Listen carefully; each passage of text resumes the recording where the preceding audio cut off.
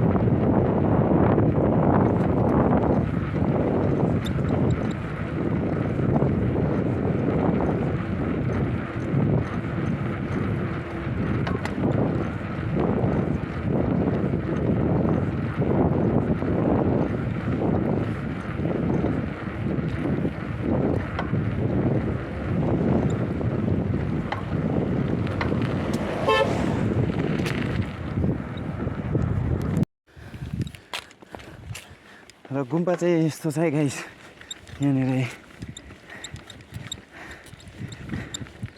एकदमै दामी जग्गा छ। गुम्बा चाहिँ दामी लोकेसनमा छ है।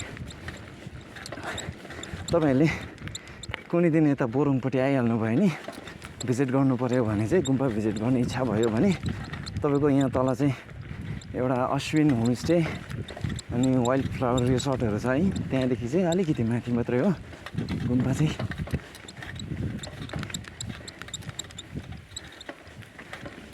यहाँबाट उता चाहिँ दामी देख्छ नि गाइस, तर अहिले चाहिँ अब देख्नु सक्दैन रहेछ हो।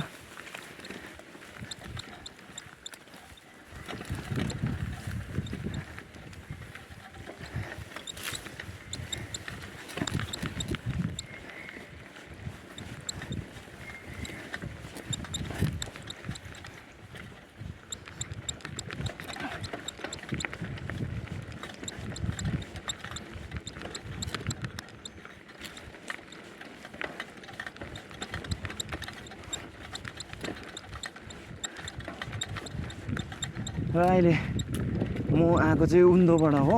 यहाँबाट उन्दोबाट अहिले जानुपर्ने चाहिँ म उकालो हो। र आज चाहिँ के मौसमले पो साथ दिएन हो। हिजोसम्म घाम लागिरहेको थियो, राम्रो मौसम भइरहेको थियो। आज चाहिँ अलिक पानी पर्ला जस्तो हुँदैछ। अब भरे त मेरो पानी पनि पर्छ होला है।